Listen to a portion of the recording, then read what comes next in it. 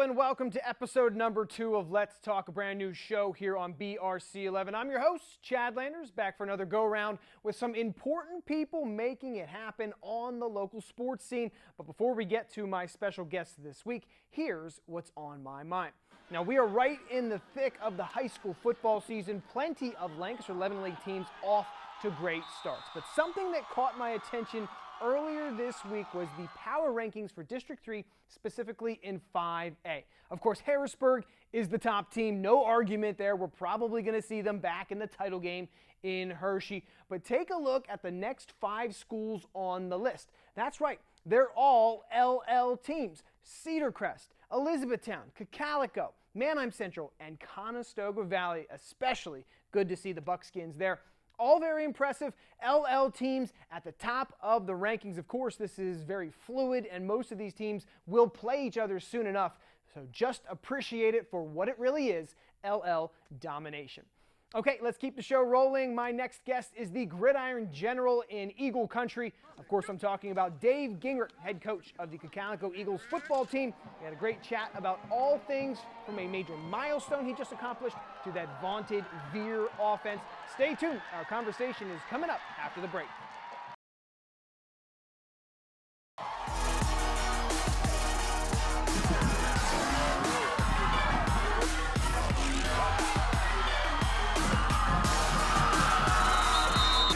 Seam, Conlon Kirshner, touchdown Cocalico. Kangaroos to the end zone, and it is intercepted. And welcome back to Let's Talk. It is time to go one-on-one with the head football coach at Cocalico High School. Dave Gingrich is joining me. Appreciate it. Thanks so much. You're welcome.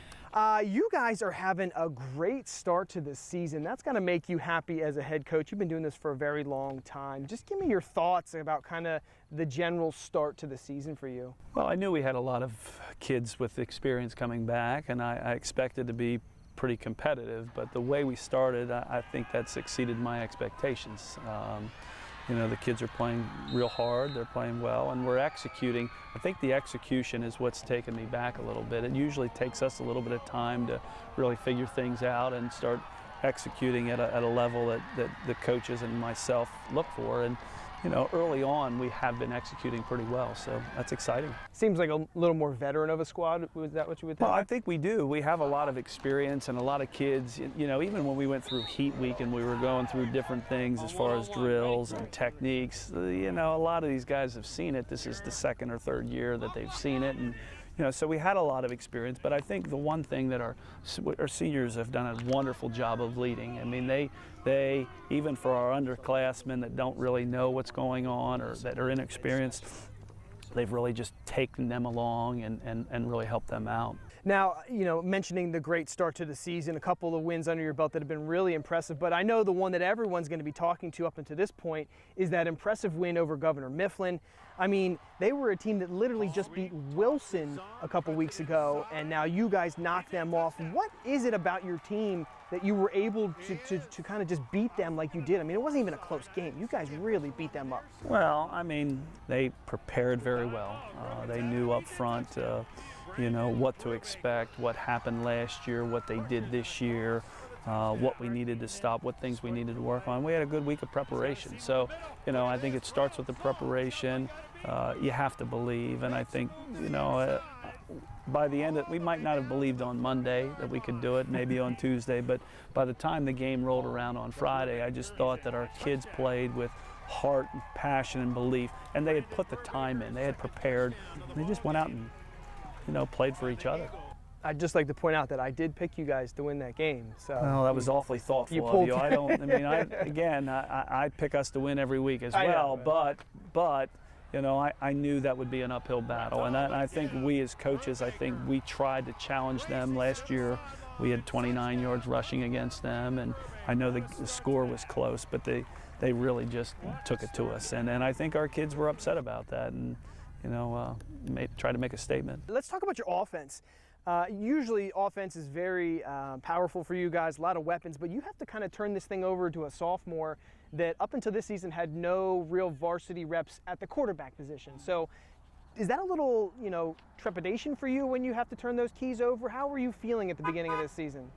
I knew what we had last year with Noah. Noah came in certain situations last year and played a little bit of quarterback. I mean, he clearly was, a defensive starter and played very well for us defensively. But you know what kind of kid Noah is when he comes in on the last drive of Governor Mifflin last year and takes us down the field. And we throw a Hail Mary that we don't get, but we move the ball. And again, he had not played quarterback, prior to that time in a varsity game. And then a couple weeks later, we're playing Manheim Central. He comes in on a 3rd and 10. He has one play and completes a pass for, 20 yards. So I and the other coaches, we know what kind of kid Noah is.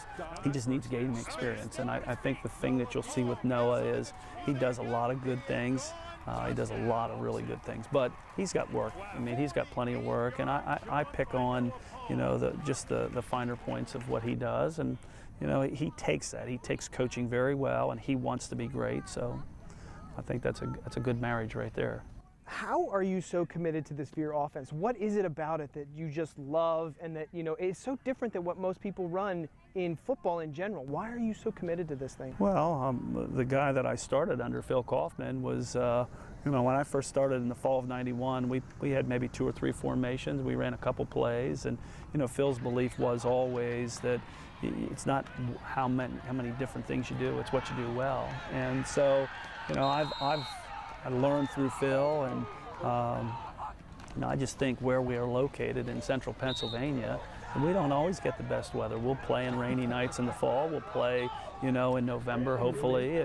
And you can't control wind. You can't control rain or snow. And so I think my personal belief is high school football in Pennsylvania, you got to be able to run the ball, and you got to be able to stop the run. Let's talk about your defense. When you had the defense coming back this season, I think it was something like 10 of 11 starters. That's got to get you excited as the coach, right? And they're kind of the fuel for your team this year, it seems. Well, I was very, very excited knowing what we had coming back on defense. I think that, offense sells newspapers, but defense is what wins your championships. And I thought our defense last year at times played pretty well. We played pretty well, and other times we didn't play well. We had a bad series here or a bad quarter here, but I knew what we had coming back, and I really thought early on the defense would carry us, and they've done an exceptional job. And we had a couple breakdowns, but they fly to the football, and they're usually, when they get there, usually not too happy when they get there. So right. I just love the way the defense is playing, and if we can tighten some things up and just get a little bit more consistency there, I think we got a makings of a good defense. I think so too. Let's hit a couple things quick here. Your son is on this team. What is he, a sophomore? He is a sophomore, yeah. How do you handle that? Because obviously you don't want to give any favoritism, but you also want to make sure you get the best out of him. How's that work for you? Well, I mean, he's known about that this was going to happen for a long time, and I'd always talk to him and I'd say, Brock, you got to understand that you've got to be better in order to be at the position, wherever position you're playing.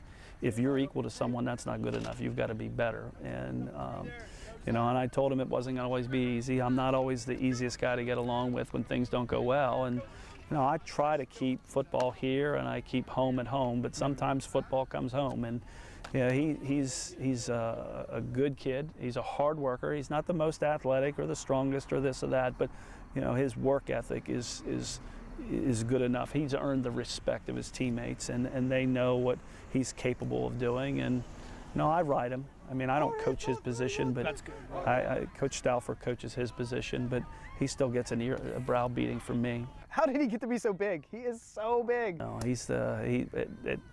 that's a topic for another conversation. I'm the smallest one in my family. My daughters are taller than I am. My wife's taller than I am, and he just towers over me. And he gives me one of these. He gives me one of these. So you gotta like when your son does that to you. So you can take it out on the football field then on him, right? Yeah, well, I can. Let's switch to your 100th win. I know you don't like to talk about it, but it is a huge accomplishment. You had to have known it was coming first and foremost, and then when you got it, what were the emotions that you had? Well, I did know going in that this year. I knew last year the Manheim Central game, if we would have won that game, that would have been it. And unfortunately, they kicked the tar out of us, so that put a damper on that. But you know, I knew eventually if you're around long enough and you have any kind of success and you don't get yourself fired, you're going to, you know, something like this would happen. But, you know, this is a tribute to all the kids and all the coaches. It's not me doing anything, it's we. I mean, we have great kids that work hard, and we have a great coaching staff. Most of the coaches have been with me. I want to say this is my 27th overall. I think we're together 25 of those 27. So, you know, we have a good staff, we have good administration, we have great kids, and, you know, I'm just the benefactor of all those things. Do you remember your first game you coached as a head coach? Oh, yeah. What was it? We played up at Elko. It was fall of 2004, and the year before they beat us. Coach Martin, my junior high coach, remembers that real well because he played on that team. It was very exciting, and I'll never forget, and I know you're gonna laugh at this, but the first play we ran was a play action pass, and we scored from, it was a 78-yard touchdown pass. So we had a great start. We ended up winning the game handily. I think it was 43-0 if I remember. Nice. But that was a long time ago. But So that was your first head coaching game you won. yeah. That's nice. Yeah, that is nice. Well, we have so much more we could talk to you about, but we're going to have to leave it there. Got to let you get back to everything, and we just don't have time in the show for it. I wish we I did. understand there's more important and more interesting people out there to interview. I get that. I really appreciate it. Good luck the rest of the season. We will actually have you guys on the channel, the football team, a couple more times. So we will see you guys. Sounds good. For sure then. All right, Again, thanks for joining us. We're going to step aside, take a little break here, but when we come back, we're heading on to the baseball diamond, where we will try to catch up with the fastest man in baseball. Don't go anywhere. We're back on Let's Talk and making a stop at Clipper Magazine Stadium because we had to catch up with one of our new friends here. Darian Sandford has made it back to Lancaster. Good to see you, man. You too. Happy to have you back on the show. Now, we first had you on Stormers on Deck, and instantly became one of our favorite interviews. So as soon as we heard you were back in town, we had to get you back on my new show, Let's Talk. Okay. And what I want to ask is, you know, how are we so lucky to have you back in the Barnstormers uniform? Because we were kind of sad when you left. Yeah, the Barnstormers gave me opportunity, and I used the opportunity to make the best out of it. And the Washington Nationals took notice, and they signed me. And I love my time with the Nationals. We had a great, awesome season. We didn't make the playoffs, so after the season ended, I was able to come back and try to have Lancaster win the championship because I feel like the city deserves it. And they gave me my first chance, so I wanted to give them everything I got. I think that's great. That's really nice of them to do that. And of course, everybody in Lancaster incredibly happy. I mean, when you were here, just such a lightning rod on the base paths. Tell us about your summer experience. You started here, didn't really know what was going to happen, but then all of a sudden you impressed. You went out to Harrisburg, played with the Senators. Just tell us about your experience. It's been great. Basically, I came here beginning of the season, kept playing hard, and I was rewarded with a contract with the Nationals. And luckily, I didn't have to go far. So I'd be in Harrisburg, and a lot of Lancaster fans would come up there and see me. Nice. So I felt like I was still at home in Lancaster. So and with the Senators, I learned a lot. I enjoyed my time there and everything. So it's been an awesome summer. Yeah, and do you feel like some of your skills have definitely improved since being in Harrisburg? Definitely.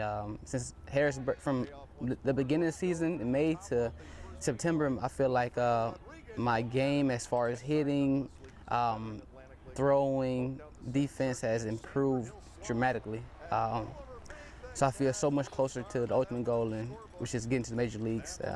And I feel like for the first time, I feel physically ready to play 160 games, and my body feels pretty good. So, you know, just enjoying the ride, having fun. Yeah, we know you like to definitely have a good time. That's my main thing. Obviously, coming back to Lancaster, we're assuming it's because you want to help these guys, you know, get to the playoffs and win a championship, right? I want that ring, just like everyone else in the stands want to see a championship. I want the same thing. I want to be the last team to win a game.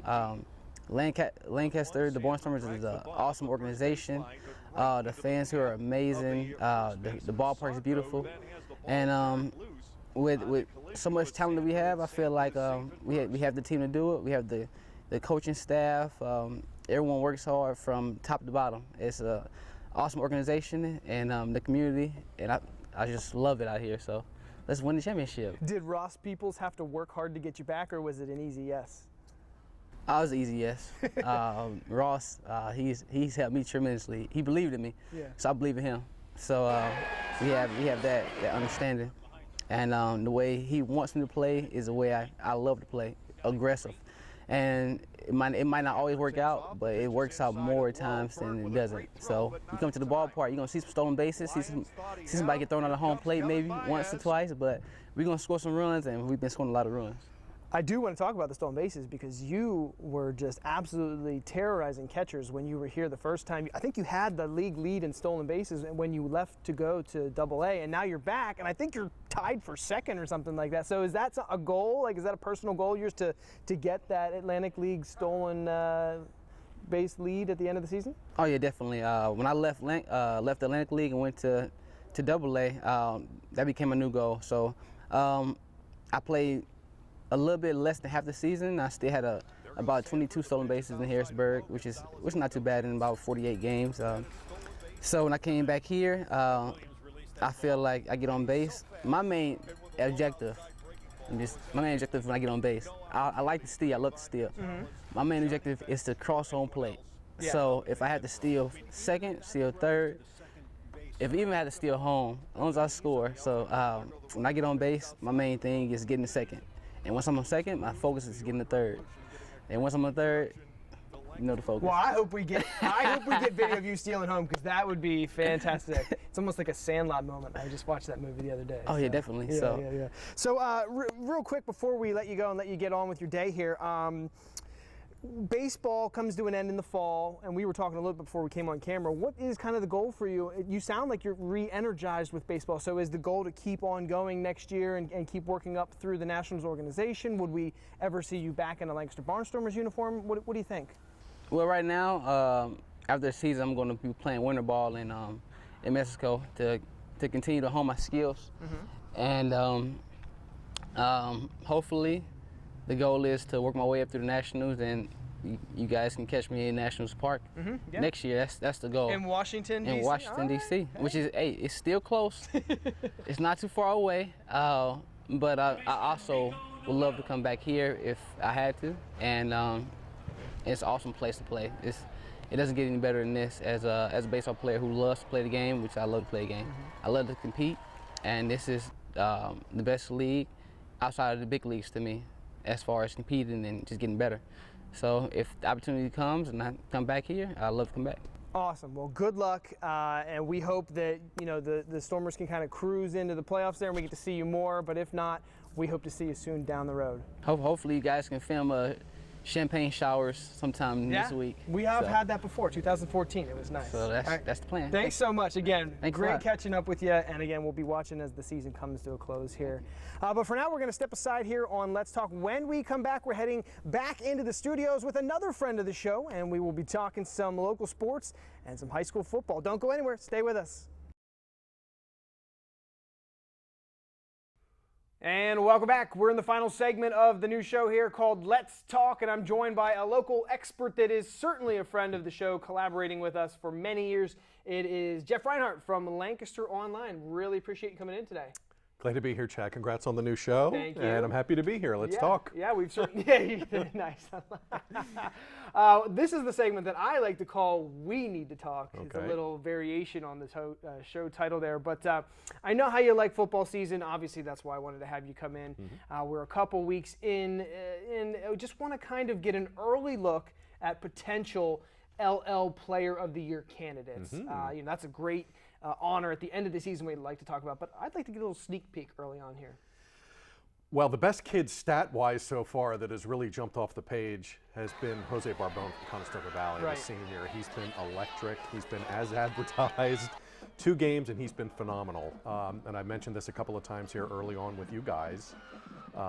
Has 5 offers already in his back pocket, mostly from FBS, FCS schools, not FBS schools.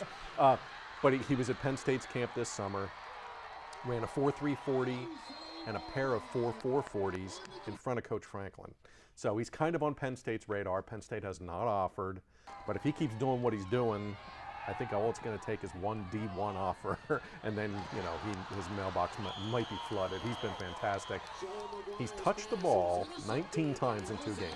19 times, not including interceptions. Okay. And he has a couple of those. Yeah, right. In offensive situations where he can score or gain yardage, he has 19 touches. He has scored touchdowns on 7 of those. Right, yeah, which is almost half, which is amazing. He's He's got 13 catches already for over 300 yards, 5 touchdown catches. He had 3 in week 1 against Stafford alone, a couple last week against Cocalico. He's got a 97-yard kick return for a touchdown. He's got a 65-yard punt return for a touchdown. He already has close to 500 all-purpose yards in just 2 games. So as far as stats and the wow factor, I think Jose Barbon from CV has been just absolutely dynamic here the first couple of weeks. It really just comes down to speed with him. I saw him at the Ephrata game, and he was on another speed level against those guys, and it benefited him. And absolutely. Yeah, for yeah, sure. His athleticism is off the charts. In the spring, he's a sprint champ in the LL. That's right. Not a total track guy, but I want to say he's like the 100 champ, 200 champ. I'm pretty sure it's 100, 200, and he's the long jump champ as well. Yeah, So. yeah, he's off the charts athletically. I'd love to see him get some D1 offers. That'd be great, feather in his cap. And like I said, if he gets one, he'll get a bunch. Right. So who else do you think, other than him? Obviously, it needs to be more than just a one-guy Sure. race. Tyler Flick is off to a great start for Mannheim Central, LL's rushing leader heading into week 3. 444 rushing yards and 4 touchdowns already. Went for 270 in that crazy Warwick game. He was great, which also speaks to Mannheim Central's line. And, you know, they're always good there because Coach Hahn, those are his guys.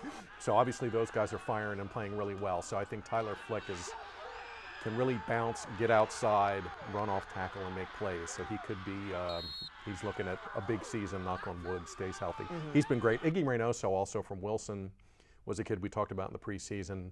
He should be a 1,000-yard kid. He had 4 touchdowns last week against Springford. Oh, wow. 2 runs, 2 catches. Not a lot of rushing yards yet. They lost in week 1 to Governor Mifflin, don't forget. But he's getting to the end zone and scoring.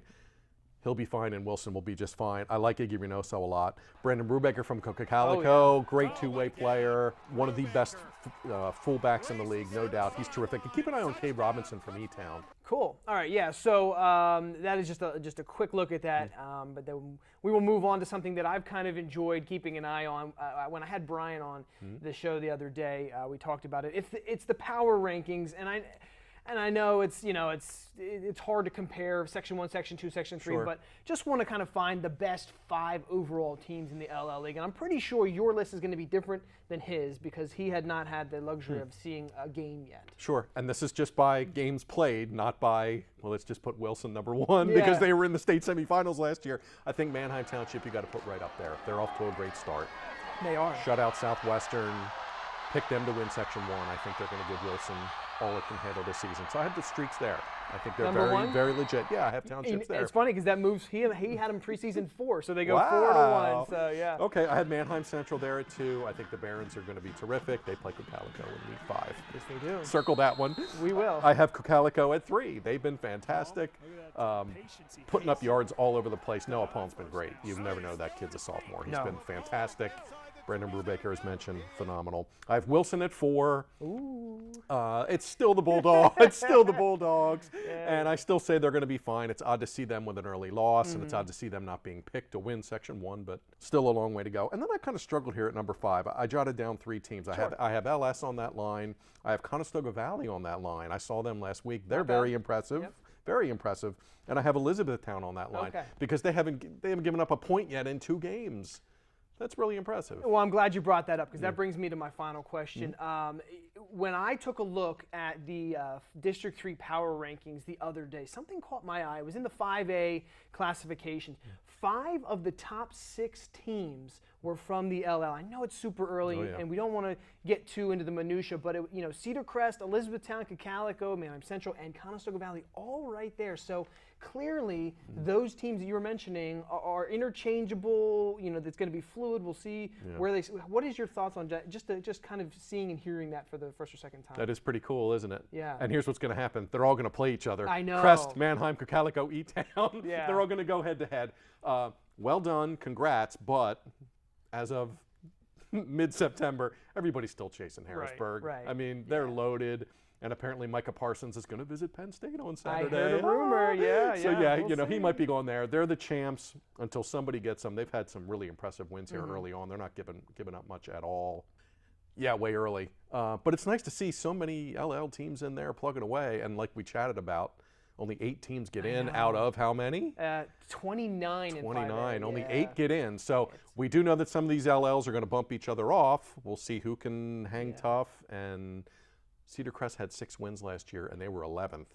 Yeah. So that's kind of I know.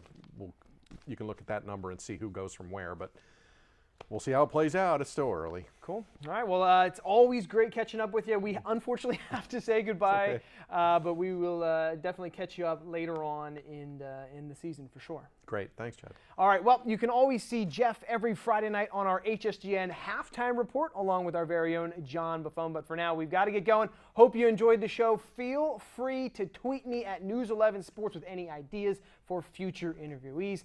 But our time is up here on Let's Talk. I'm your host, Chad Landers, and I'm sure we'll have more to talk about next time.